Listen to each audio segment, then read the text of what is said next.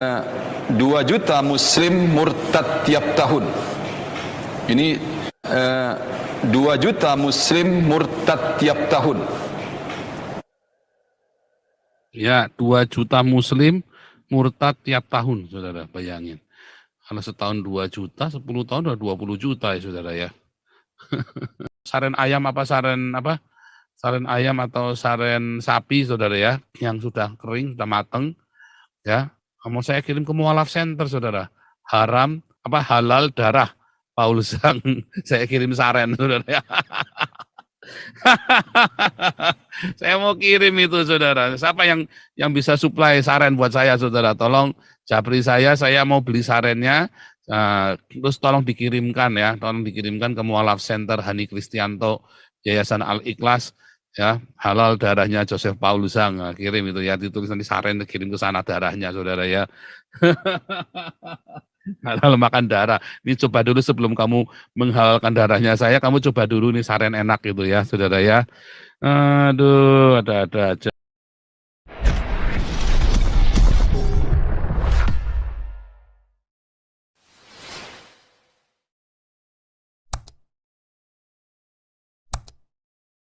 Nah, sama menghalalkan darah. Kalau di Arab Saudi boleh ya menghalalkan darah ya, saudara ya.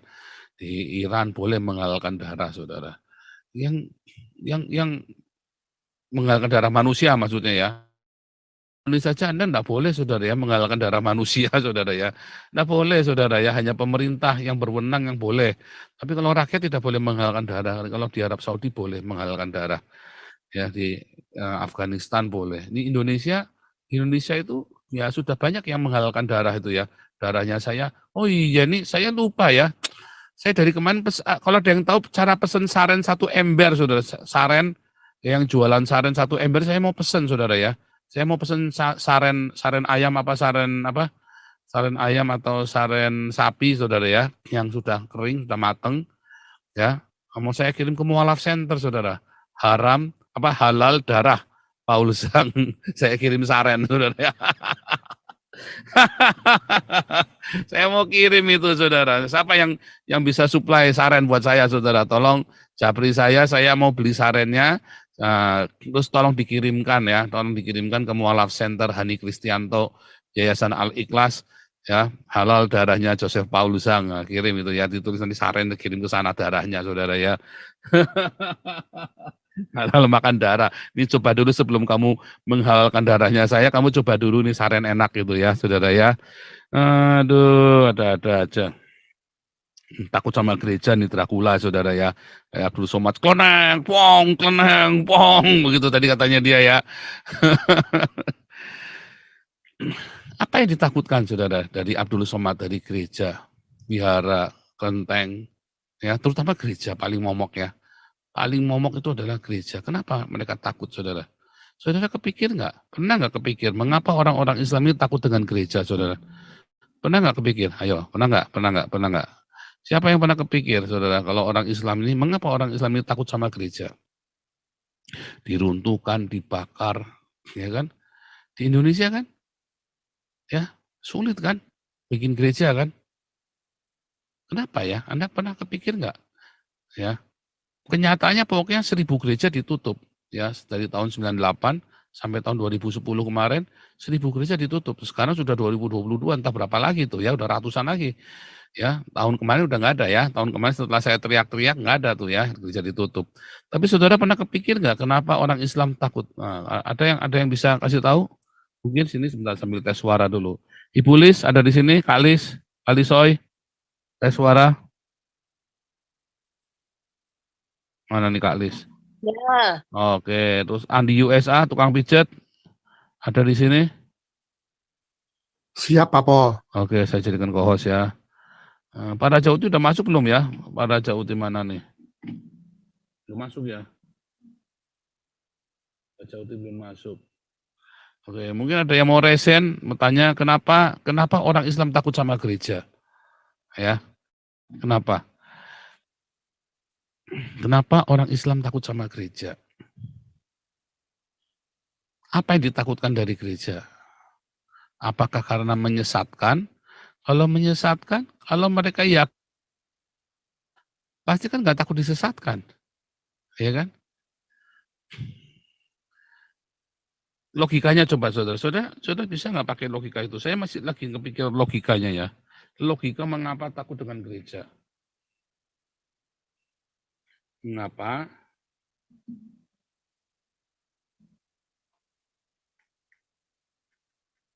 Islam takut dengan gereja?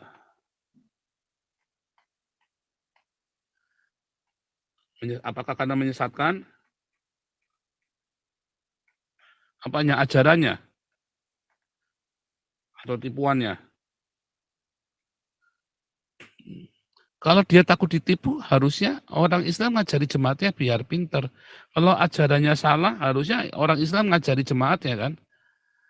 Harusnya diajarin kan. Kalau memang ajaran gereja salah, kasih tahu salahnya di mana. Tapi mengapa gerejanya yang ditutup, saudara? Mengapa Indonesia takut dengan komunisme, saudara? Sudah terbukti komunisme bisa menguasai sebuah negara, ya kan? Nah, makanya Indonesia takut dengan komunisme, benar nggak? Nah, tetapi hari ini ternyata Indonesia salah. Coba kalau Indonesia jadi negara komunis, Indonesia sudah seperti RRC, sudah seperti Soviet, ya kan? Maju kan? Karena Indonesia milih Pancasila, ya Pancasilanya nggak salah. Yang salah apa? Dikadalin sama Islamnya, jadi blow on, Indonesia jadi kere sekarang. Apa? Kenapa? Mengapa Indonesia? Kalau menyesatkan, ya dilarang saja langsung. Mengapa undang-undang ya 45 ya konstitusi ya dilarang saja kalau memang menyesatkan. Ya kan? Bilang aja dilarang, ini ajaran sesat. Tapi kenapa diizinkan oleh Undang-Undang 45 dan konstitusi, saudara? Kalau memang itu sesat. Apalagi? Karena apa ya? Bingung ya, saya juga nggak ngerti, nggak ada ide, saudara. Ada yang punya ide nggak mengapa orang Islam itu takut sama gereja, takut dengan pembangunan gereja, pendirian gereja. Padahal kalau misalnya ada tanah ya, ada lingkungan, ada sebuah perumahan atau lingkungan. Kalau per meter, harga per meter persegi, ya misalnya nih harga per meter 1 juta rupiah, saudara. Begitu dibangun gereja, ini bisa langsung 2 juta sampai 5 juta loh, saudara. Tanah di sekitar gereja itu tinggi loh harganya, saudara. Kalau ada tanah harga per meternya 1 juta, 5 juta, begitu ada masjid, langsung turun jadi 500.000 rupiah, saudara. Serius. Rumah di sekitar masjid itu, tanah di sekitar masjid itu turun loh harganya, saudara. Drop. Ya. Tetapi tanah, lingkungan di sekitar gereja, begitu gereja masuk, naik loh. Anda lihat mall, kenapa mall itu ngundangnya gereja bukan masjid, saudara? Begitu ada masjid, mallnya langsung sepi, saudara. Tapi begitu di dalamnya dikasih gereja, ya langsung rame, saudara. Ngamatin enggak? Ya kan? Jadi alasannya apa, saudara? Kalau memang itu menyesatkan, harusnya Undang-Undang Dasar 45 dan Konstitusi langsung larang. Seperti PKI misalnya, komunis misalnya kan. Ya kan, langsung dilarang. Kalau memang itu merugikan, kenapa tanah-tanah begitu dibangun gereja, langsung harganya tinggi? Ya kan, perumahan yang ada gerejanya langsung tinggi harganya. Mall yang ada gerejanya langsung ramai, saudara. Kalau memang merugikan. Apalagi, saudara, alasannya? Saya bingung, masih nggak ngerti. Saudara ada yang bisa usul nggak, saudara? Yang kenapa orang takut sama gereja? Untung ruginya apa, saudara? Saya udah pernah bilang, Pak Paul. Kenapa tuh? There's a power in the cross. Ada kuasa di sana. Ada kuasa di gereja. Ada kuasa di puji-pujian. Ada kuasa di Alkitab. Mereka takut. Ngusir setan aja nggak bisa. Ya kan? Nah, gereja, masjid, properti turun. Kenapa? Orang-orang yang beli properti nggak mau budak kupingnya kena toa. Ya kan? Siapa mau tinggal next to masjid gitu? Satu, kedua, budak. Kedua, pengerusakan. Kalau ke masjid datang pakai sepatu, datang pakai sandal, pulang pakai sepatu, kan ada tuh case-nya. Sandal hilang di masjid. Perusakan itu udah, mereka ini datang untuk, ya itu yang saya kemarin bilang, datang untuk mencuri, memusnahkan. Ya itu ada kuasa, mereka takut kita punya Tuhan punya kuasa, dia takut. So simple as that. Gak berani mereka. Contoh soal paling gampang deh ya. Ini kejadian waktu kecil ya, kakak saya. Karena anak-anak muda biasa kan zaman dulu, zaman tahun 70-an main itu loh Pak Paul, main jalengkung. Jalengkung nggak berani jalan gara-gara kakak saya pakai salib salub, kalung salib, suruh pergi dulu baru dia mau jalan. Itu kan terus soal takut, kelihatan salib itu udah lari ke pirit-pirit, Tuh, setannya mereka tuh. As simple as that. Kenapa? Apa Pak Paul bilang kalau takut sama gedungnya ya udah dibikin undang-undang nggak boleh bangun gedung ini, gedung yang nggak boleh pakai lonceng segala macam. Ya takut sama kuasa, semua ada kuasa, itu aja yang bisa logically, penjelasan yang logically kita bisa terima, ya kan Pak Paul, itu.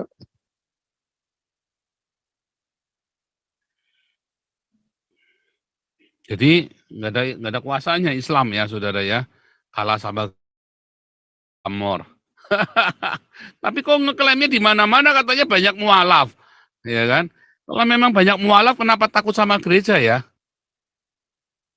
Saudara, kalau memang Anda mengklaim di Indonesia ini lebih banyak mualaf daripada yang murtad dari Islam, lebih banyak yang masuk Islam daripada yang keluar dari Islam, kenapa Anda takut dengan gereja? Itu pertanyaan ya saudara ya.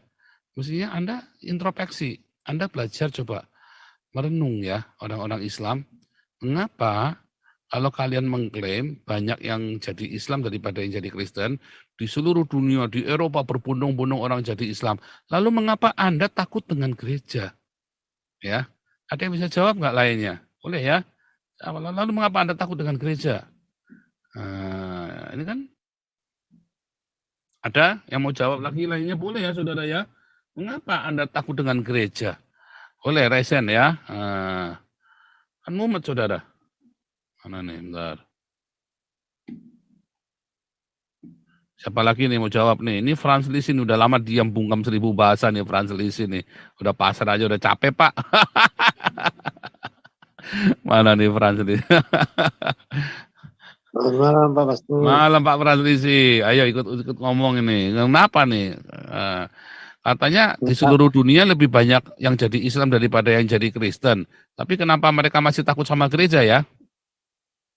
Ya, pertama mereka merasa bahwa mereka paling banyak. Jadi supaya itu ya mereka berbondong-bondong bangun tempat ibadahnya itu, dan tempat ibadah yang lain ini itu berusaha dihilangkan.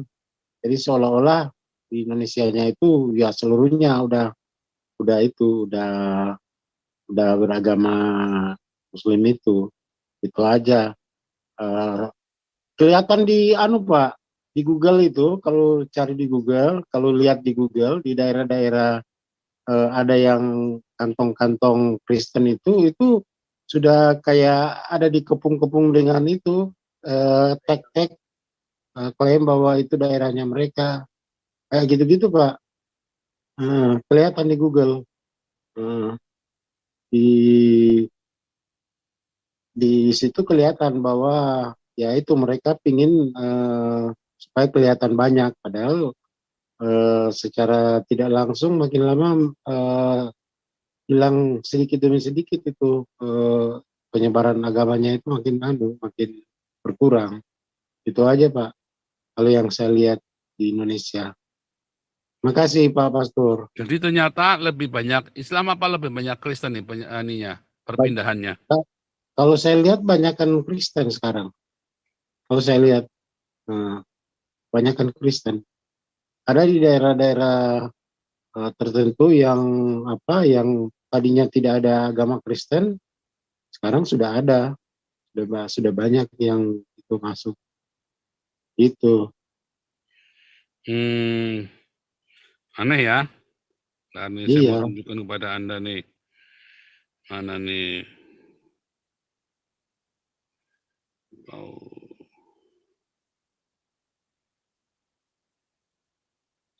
Mana nih ya?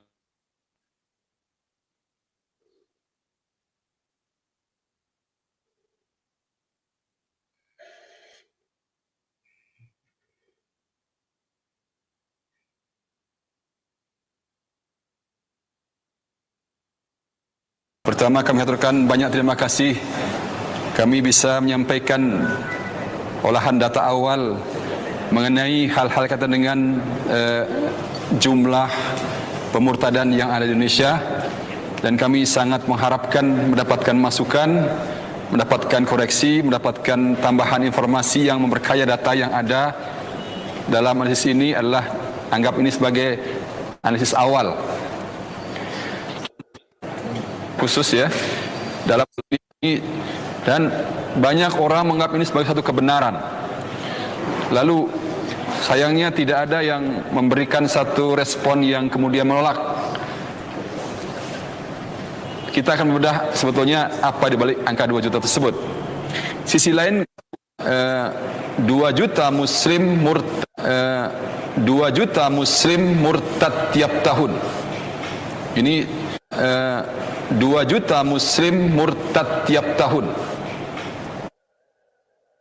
Ya, 2 juta muslim murtad tiap tahun, saudara, bayangin. Kalau setahun 2 juta, 10 tahun udah 20 juta ya, saudara ya. Ya, kalau setiap tahun murtad 2 juta, 20 tahun 40 juta. Ya, saudara ya.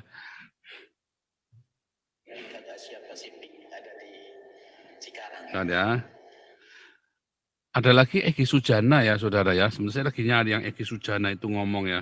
Itu menarik loh, saudara ya. Yang Egy Sujana ngomong itu menarik sekali. Sebentar ya, saya lagi cari ini, saudara.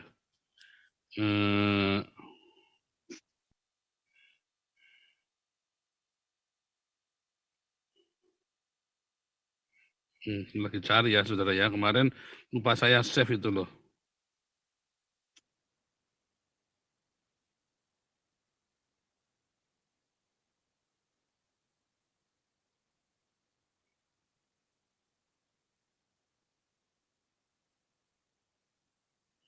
Ini hari apa ya? Wednesday ya, mungkin Wednesday.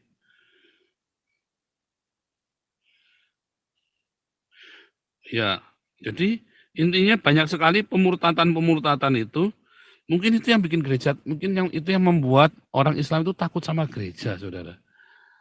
Kalau memang karena pemurtatan, dulu malah ada yang bilang 7 juta ya, 7 juta setahun. Lalu diganti 4 juta, sekarang ngomongnya 2 juta, saudara ya. Dulu ngomongnya 7 juta, 4 juta, lalu 2 juta. Saya sendiri ya, dulu ya tiap bulan ya, kita bisa baptis 10 orang, 20 orang ya. Sampai kita cuman kerja berapa tahun ya? Kita cuman kerja 2015, 16, 17, 3 tahun ya. Itu ratusan ya komunitas kami ya, saudara ya. Ratusan coba, hanya 3 tahun, saudara. Hampir 200 ya. Hampir 200. Orangnya masih ada semua, saudara. Ya, kalau yang nggak ada berarti sudah mati. Di antaranya adalah Yudi Mulyana sendiri. Udah mati juga ya, udah mati juga.